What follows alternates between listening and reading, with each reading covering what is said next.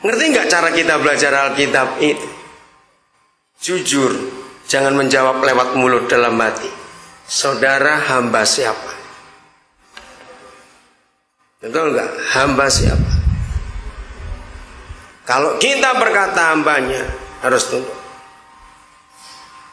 Saudara, saya lama tinggal di Amerika, di Eropa. Saya sudah punya izin tinggal di Australia. Lama. Saya dulu jarang pulang ke Indonesia.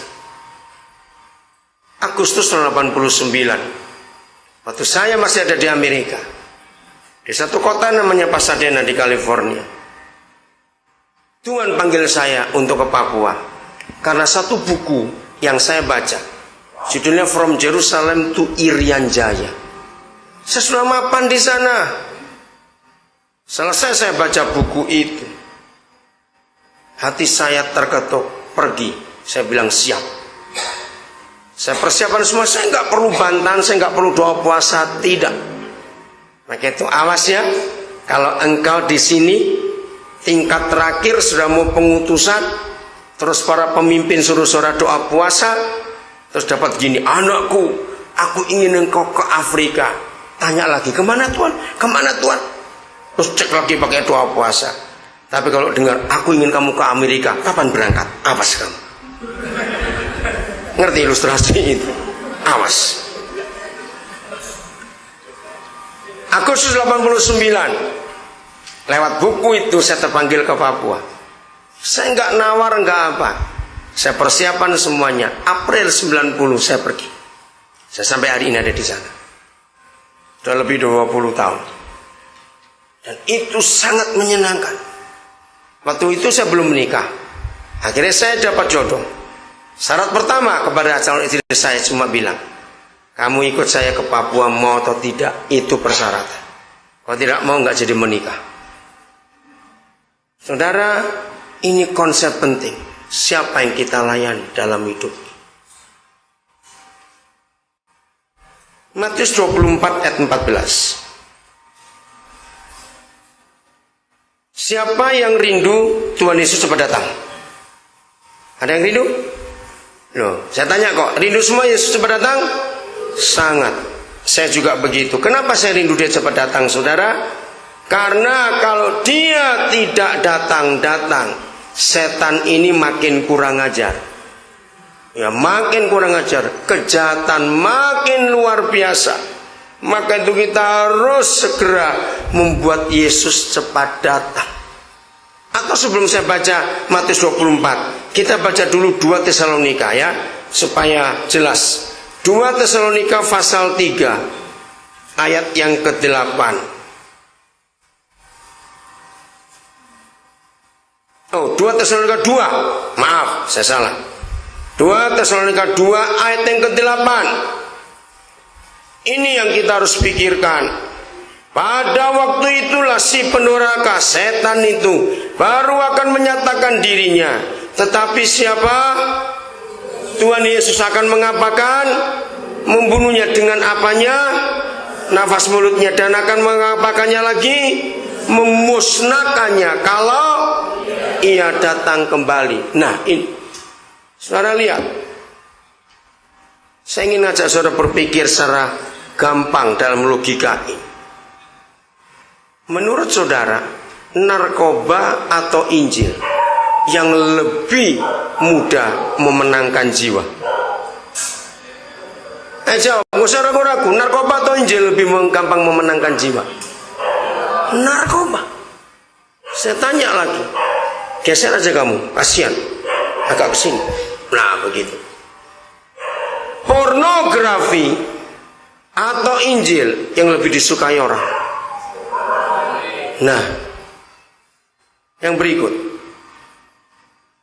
menurut saudara, adakah dosa yang gratis? Cepat mikir, ada nggak dosa gratis? Ayo jawab. Tidak ada. Semua dosa itu harus bayar. Mau buka situs porno? Ada. Hari ini saudara, saya dapat berita, setiap hari di dunia, tiap hari, gara-gara internet, bertambah 4 juta situs porno itu tiap hari. Gila betul. Karena orang bisa posting seenak-enaknya, ngeri. Berjudi bayar. Mau mabok beli alkoholnya bayar, betul. Mau merokok bayar. Nggak ada dosa gratis. Ke pelacur bayar. Narkoba lebih gila. Saya baru pulang Juli yang lalu dari Nusa Kambangan. Pelayanan ke sana itu pelayanan kami rutin. Ketemu bandar-bandar narkoba, saya divonis hukuman mati.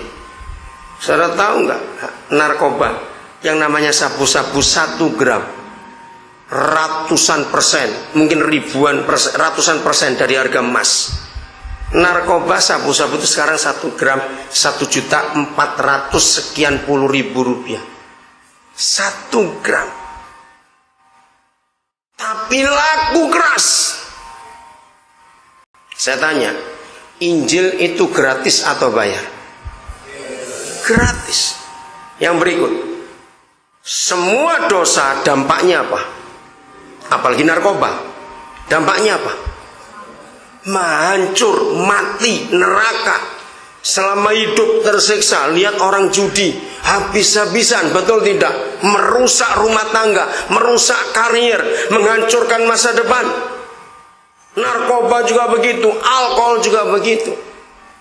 Tapi mengapa yang dampaknya begitu hancur, mengerikan, menakutkan, merusak, membunuh, mahal lagi, laku, saudara? Injil itu gratis. Apa dampak Injil? Coba jawab, 5 aja. 1, apa dampak Injil? Kalau orang itu terima Injil, selamatkan. Apalagi kedua? Apa? Yang kuat suaranya nggak dengar saya, cepat. Nah ini salesman goblok semua kalau begini. Bagaimana saudara mau tawarkan Injil kalau saudara nggak tahu barang itu apa? Ini kegoblokan sekolah-sekolah Alkitab. Tidak bisa cepat menyebutkan apa yang kita mau jual, apa yang kita mau pasarkan kepada dunia. Saudara mau ngomong apa kepada orang yang belum bertahu Injil? Kalau saudara saya tanya dalam 5 hal aja saudara sulit jawabnya. Ulangi, 1, apa? Cepat. Keselamatan, terus apa? Gak usah ragu-ragu, cepat jawab. 5 dalam 1 detik. Harus begitu caranya. Itu salesman betul. Nah saudara bagaimana mau menawarkan barang itu? Maaf kalau saya berkata ini yang kita nggak pernah tahu. Dengarkan. Sekarang saya ajak saudara pakai ilmu bisnis. Sebuah produk yang begitu mahal dan akibat pemakai produk itu mati dan hancur, laku keras. Tapi sebuah produk yang gratis dan siapa menggunakan produk itu hidupnya ngalami hal yang hebat, tidak laku. Dalam ilmu bisnis siapa yang disalahkan? Ayo coba kalau saudara pedagang. Apanya? Sebelum penjualnya, marketingnya yang goblok. Siapa marketing dosa? Jelas iblis. Siapa marketing Injil? Jelas kita. Betul tidak? Nah lebih parah lagi. Maafkan saya para dosen, tapi saya minta para dosen dan para pemimpin STTI menyadari, nggak cuma saudara.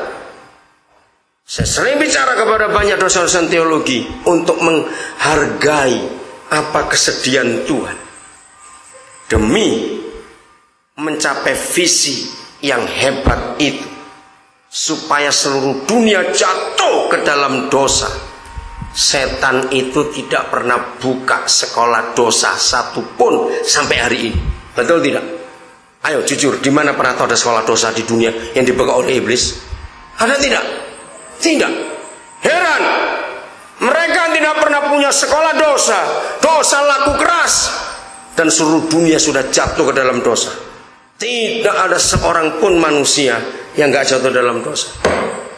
Gereja demi misi dan mandat yang Yesus beri, pergilah kamu, beritakan Injil ke seluruh dunia. Maka gereja buka sekolah-sekolah Injil termasuk teologi.